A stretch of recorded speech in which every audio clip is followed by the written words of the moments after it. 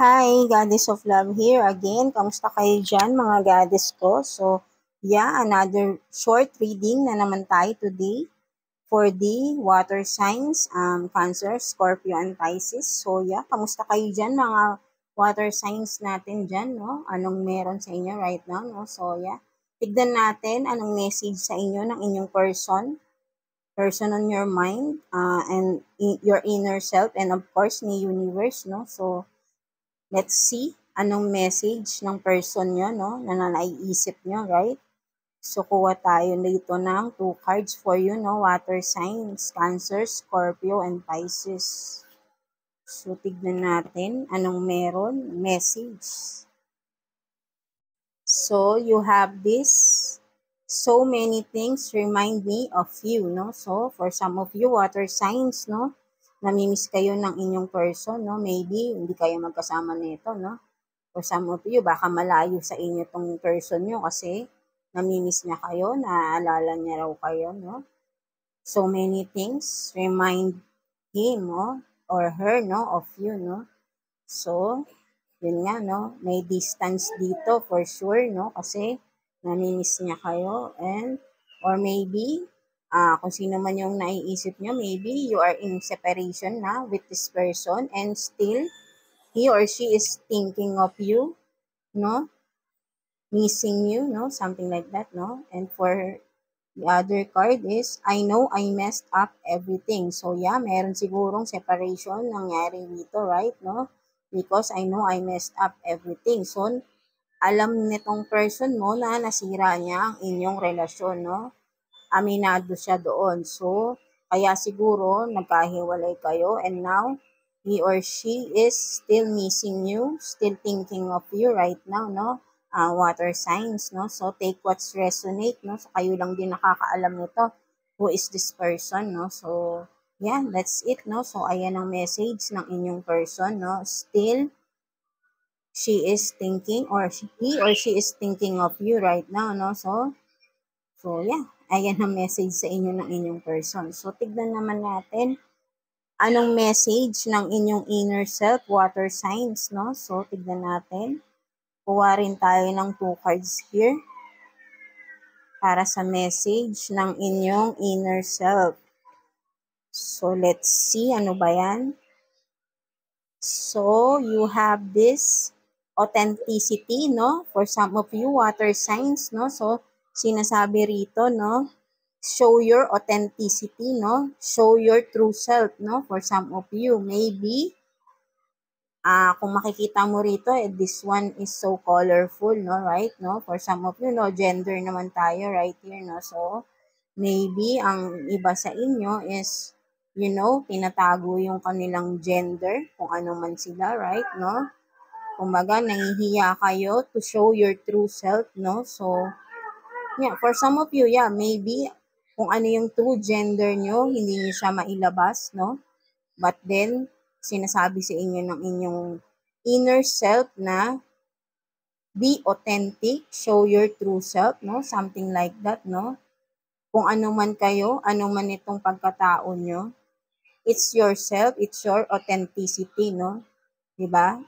Kayo yan, huwag kayong mahihiya, no? Huwag nyong, kumbaga, huwag mong pagdamutan yung sarili mo to be happy with your own self, with your true self, right, no? So, yun ang sinasabi. Kumbaga, i-reveal mo sino ka, right, no? So, ito yung sinasabi for some of you, no? So, and the other one is, oh, parehas pa rin to kanina with the air sign and the fire sign, no? Lumabas rin to, no? So, sinasabi rin dito, no? Water sign, no? Na be silent, no? Kung ano man ang mga plans nyo sa buhay, goals in life, whatever it is, baka sa inyong career or business, no? You have this key, you have the door. Anytime you can open the door, right, no? But then, once you open the door, kung ano man yung nasa loob niyan, huwag nyo munang ipagsasabi, right? Something like that, no? So, kung ano man yung mga nalalaman nyo, maybe, ideas, pwede rin, no? Something like that, no? Kasi ang door, kumbaga, this is your creativeness, right? No? So, maybe, whatever your ideas, wag mong ipagsasabi, no? Para hindi masabotahe ng ibang tao, right? No? Kasi, kumbaga, right now, people around you, no? Hindi mo dapat pagkatiwalaan, no? Something like that. Kasi, hindi natin masasabi sino ang totoo, sino ang hindi, right?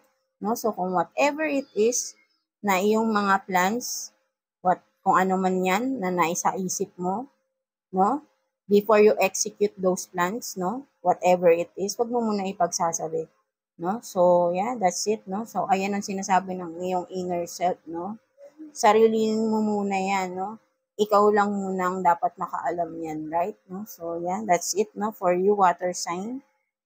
And lastly, check natin anong message sa inyo ni universe, no? From God. So, yeah, tignan natin. Kuha tayo ng 2 cards, no? For your message or advice from the universe, no? Tignan natin yan. Ano kaya ang message for you, water signs? Cancer, Scorpio, and Pisces.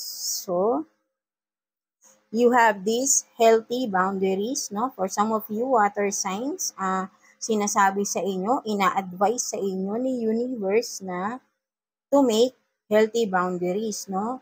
Hindi naman totally na lumayo kayo sa mga tao, but then make some healthy boundaries, no? Alam mo yung limitations mo, no? Right? So maybe may kinalaman to doon sa inner self mo, no? Sa message ng inner self mo, no? Katulad ng sa ideas mo.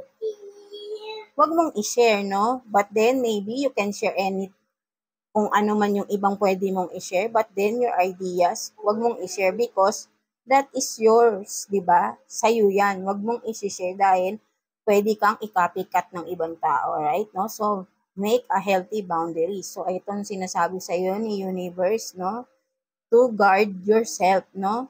Para maiwasan mo rin yung mga taong magtatraidor lang sa'yo, right? And then, the other card is, parehas din ng kay air signs, no? So, you have this, claim your energy, no? Water signs. So, for some of you, sinasabi ni universe, ina-advise kayo na regain your energy, magpalakas, no? Maybe you are mentally, physically exhausted, no? Emotionally, no? For some of you, no? Lumabas-labas daw kayo ng bahay, no? For some of you.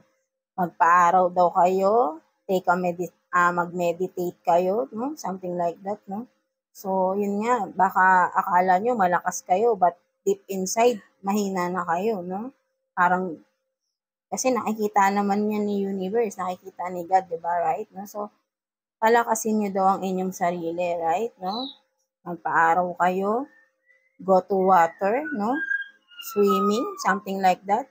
Kung ano yung makakapagpa-relax, yung feeling nyo is makaka-gain ng inyong energy, no? So, go for it, no? Water sign. So, yan, that's it, no? So, I hope na naintindihan nyo yung ibig kong sabihin dito, no? So, yan, that's it, no? And thank you for watching water signs, no? So, and yeah, please and like and subscribe sa ating channel, no? And yeah, God bless you all, water signs. And again, thank you, water signs.